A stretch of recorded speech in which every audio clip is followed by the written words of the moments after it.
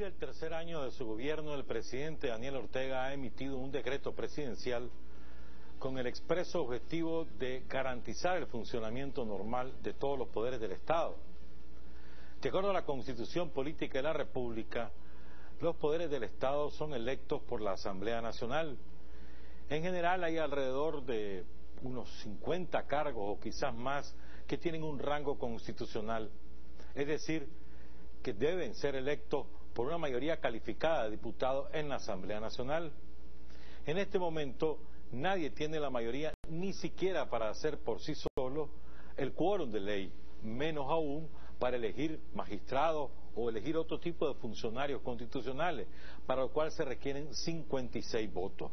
Ninguna de las bancadas en la Asamblea Nacional tiene por sí sola 56 votos, y repito, ni siquiera tienen por sí sola 47 diputados, que significan el quórum para poder sesionar y aprobar leyes ordinarias. Esto obliga a todas las fuerzas políticas a una continua negociación, cotidiana negociación, necesaria negociación para hacer quórum, aprobar leyes ordinarias y aprobar nombramientos o leyes de rango constitucional. Sin embargo, después de su abrumadora derrota electoral de noviembre de 2008, la derecha nicaragüense y toda la oposición en general han insistido en torpedear toda la labor legislativa, furiosos porque no pudieron conquistar el voto de los nicaragüenses, porque ellos creían que iban a arrasar y resultaron arrasados. Hemos dicho en muchas oportunidades que la derecha nicaragüense no sabe perder, y cuando sabe que va a perder, enreda las elecciones, con el único y expreso objetivo de exportar hacia el exterior un presunto fraude o presuntas anomalías o presuntas cualquier cosa. La cosa es ocultar su derrota, ocultar, en otras palabras, su falta de respaldo popular. Ese torpedeo en la Asamblea Nacional podía haber adquirido este año su máxima expresión cuando en febrero, es decir, dentro de solamente un mes, caducaran los mandatos de todo el Consejo Supremo Electoral. Y esto era particularmente delicado por una sencilla razón. El primer domingo de marzo están previstas las elecciones caribeñas para renovar los parlamentos caribeños y los gobernadores caribeños. Y si cesaban en su funcionamiento el Consejo Supremo Electoral, significaba que no podían haber elecciones.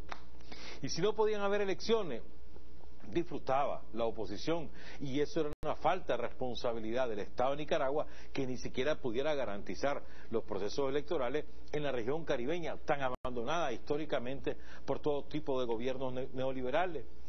De manera que entonces el decreto presidencial es apresurado por esta necesidad política. Las elecciones son un proceso relativamente prolongado, no solamente son el día de las votaciones o el escrutinio posterior, sino es todo el proceso anterior, donde se certifican fiscales, se certifican los propios partidos, los candidatos, se ubican las casillas, se elaboran las papeletas, se procede el transporte, finalmente son las votaciones, se vigila porque esas votaciones sean adecuadas y en un ambiente normal, y luego el escrutinio. Es decir, es todo un proceso que es por sí solo complejo, que no es posible simplemente dejarlo a libre albedrío de los diputados. Ya no quiero elegir en este momento magistrados, hay que ver a los caribeños cómo hacen sus elecciones, o las hacemos después, ya veremos cuándo las hacemos. Si se armaría un relajo de padre y señor mío. La derecha nicaragüense tiene un grave problema político interno. Hasta ahora, el Partido Liberal Constitucionalista es el que ha gozado de los privilegios de ocupar puestos en los distintos poderes del Estado. Pero, habida cuenta de la creciente fortaleza del Frente Sandinista, que se encamina a una victoria muy cómoda en el año 2011, la derecha ahora requiere la unificación para intentar postular un candidato que compita con el Frente Sandinista, con el presidente Ortega, en las elecciones de noviembre de 2011. Pero para poder unificar a la derecha hay muchas mezquindades, aspiraciones, envidias, ambiciones, serruchaderas de pisos, puñaladas traperas, de todo tipo de cosas entre ellos. Todos quieren ser presidentes, todos quieren ser diputados, todos quieren ser dueños del poder. Y no crean que para beneficio de ustedes, los oyentes o los televidentes. No, para seguir haciendo negocios como los que hicieron. desde el año 90 hasta el año 2007.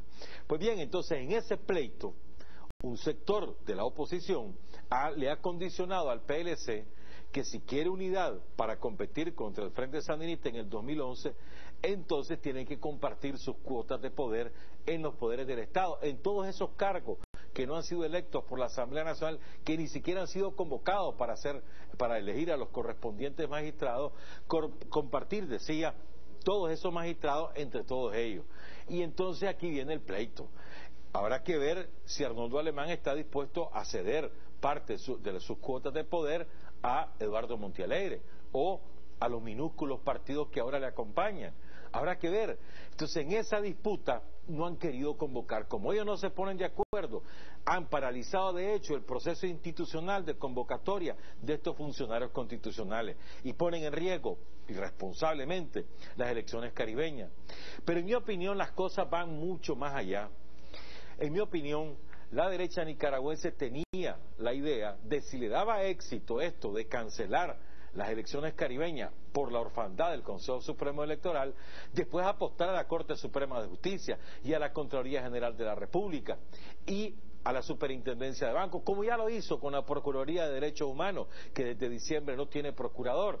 Es decir, paulatinamente paralizar la acción del Estado y de esa manera impedir que aquí en este país se pueda gobernar.